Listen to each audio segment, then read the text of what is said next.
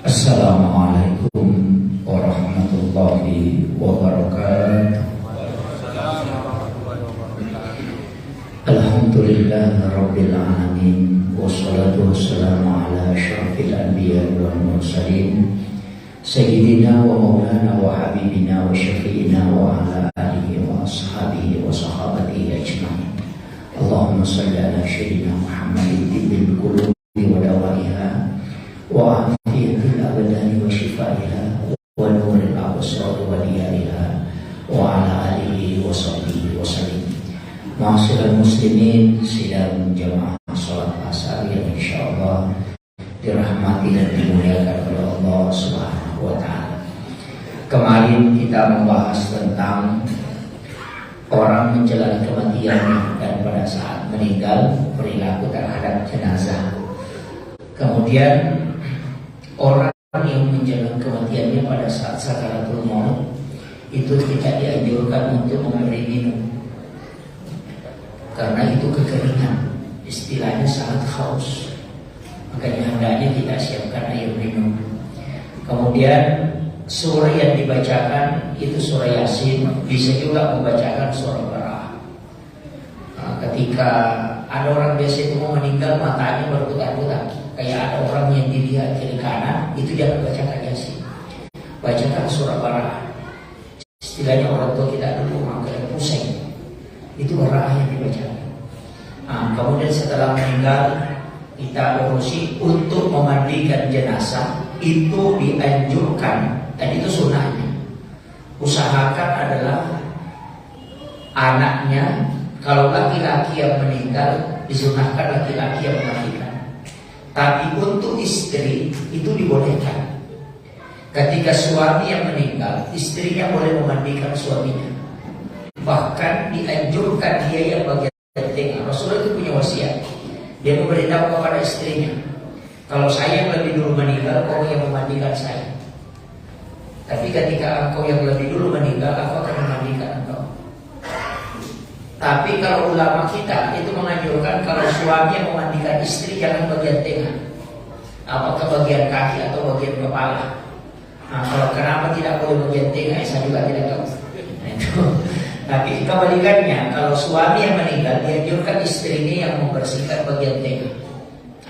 Untuk jenazah itu ketika dimandikan, itu kan biasa kita bagi airnya. Ada air yang pertama dipakai untuk mewudukan, untuk membersihkan kotoran. Ada air yang dipakai memandikan. Kalau saya Pak, yang paling bagus dipakai memandikan jenazah itu air galon.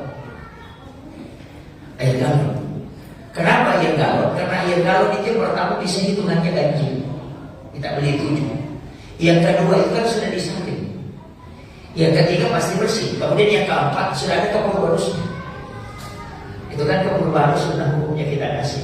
Jadi kalau air galon itu sudah pasti. Tapi kalau air kita mengalir, air pam, sebaiknya menggunakan air itu bisa sedikit. Bisa kita pakai shower, disambung saja ke selang, kemudian pakai shower. Itu lebih mudah membersihkan, lebih bagus. Dengan mengirit air, kita pakai shower itu lebih bagus sebenarnya. Cuma kadang kita pakai air banyak, tidak usah terlalu banyak. Memandikan orang meninggal itu sama dengan orang hidup. Jangan banyak menggunakan air. Nah, ada ulama yang membolehkan diwudukan dulu, tapi ada yang tidak. Sama dengan mandi biasa. Kalau kita kan mau mandi, kita berwudu dulu. Sudah berwudu baru mandi. Kalau setelah selesai mandi, dalam keadaan kita mandi, kita menyentuh kemaluan tanpa pelapis, itu kan batal wudu. Makanya harus berwudu kembali. Tapi kalau pada saat mandi tidak menyentuh kemaluan tanpa pelapis, itu kan harus berwudu lagi, karena tidak batal wudunya. Makanya orang yang mandi kemudian menyentuh kemaluannya tanpa pelapis, itu kan mutlak batal wudunya. Maka harus mandi berwudu kembali. Kalau tidak harus berwudu. Makanya disunahkan berwudu sebelum mandi. Itu sunahnya. Ketika orang meninggal, itu juga boleh diberlakukan. Tapi kalau orang mau dimandikan, itu diangkat dulu badannya, baru bersihkan. Kemudian ditekan bagian perutnya sedikit di bawah bagian bawah pusat. Jangan terlalu keras, itu dengan lembut. Rasulullah itu mengatakan, urusi jenazahmu sebagaimana engkau mengurusi pengantin. Itu dengan lembut. Makanya memandikan jenazah itu tak boleh bunyi. Ada orang memandikan jenazah itu kayak mencuci. Itu tidak boleh. Itu dengan lembut. Setelah kotorannya dibersihkan, ditekan, kemudian bersihkan bagian antara paha kemudian sulbia, kemudian masukkan tangan itu di duburnya sampai sini, jari tengah. Masukkan itu ke duburnya, kemudian bersihkan karena dubur itu tertutup di bawah, kosong di tengah, tertutup di atas. Dari situ dikatakan al-ainanu bika musyah, itu kan hadis. Ketika mata tertutup itu di bawah terbuka. Ketika mata terbuka itu tertutup di bawah. Makanya ketika dibersihkan itu akan rapat sendiri. Nah, setelah itu kasih kapas. Makanya biasa ada orang dimandikan, selesai dimandikan ada lagi kotoran keluar. Itu karena dia tidak bersihkan antara itu. Nah, ini penting. Makanya itu caranya itu bersihkan itu. Kalau bersih itu rapat sendiri. Baru kasih kapas kemudian tutup. Nah, baru diwudukan. Kalau mau diwudukan, baru wudukan. Setelah diwudukan, itu kemudian dimandi. Nah, kita kadang kalau memandikan jenazah, kadang menggunakan sabun mandi ya. Sabun apa yang bisa dipakai di sini? Lifebuoy atau sabun cat tangan ya. Iya, itu sebenarnya jangan. Sabun cat tangan itu kan Pak tidak pernah dipakai orang semasa hidupnya. Kan begitu. Mestinya kalau kita mau pilih yang lebih bagus, sabun cair. Kalau sabun mandi kayak Lifebuoy, jangan gosokkan pakai sabun. Ambil air kemudian pucak supaya sabun itu berubah menjadi air. Nanti pada saat tiba waktunya untuk dikasih sabun, tinggal air sabun itu disiramkan, tinggal digosok dengan lembut.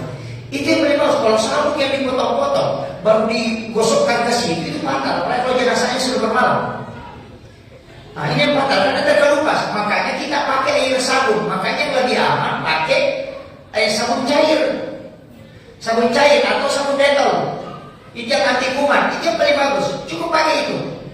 Nah, jangan pakai sabun cat tangan. Karena kalau orang pakai sabun cat tangan, baru sisanya kan tidak dipakai, tau?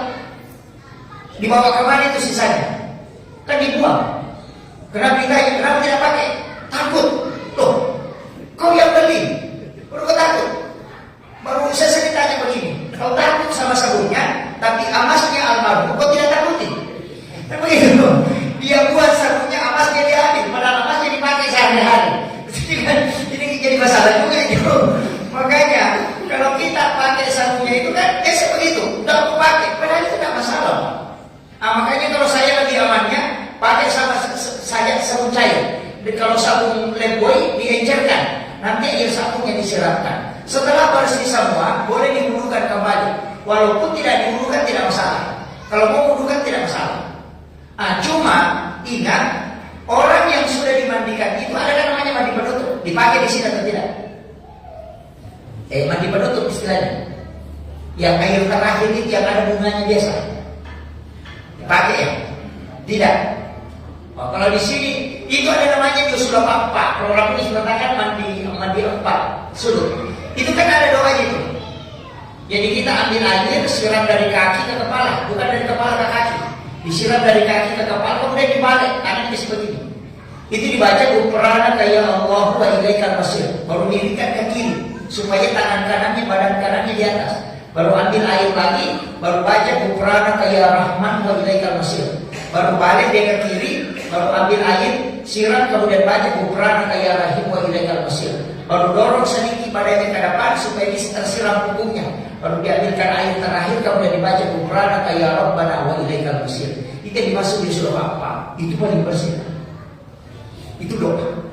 Orang tidak akan kena azab kubur yang melakukan ini. Maka itu dia bukan orang ulama untuk dilakukan. Cuma karena orang tidak hafal, dia siram saja itu. Dia siram begini, itu sudah terakhir. Padahal itu ada doanya. Ghufranaka ya Allah wa ilaikal masir. Ghufranaka ya Rahman wa ilaikal masir. Ghufranaka ya Rahim wa ilaikal masir. Ghufranaka ya Rabbana wa ilaikal masir. Akhirul kalam, Allahumma biqil aqwa min tariq. Assalamualaikum warahmatullahi wabarakatuh.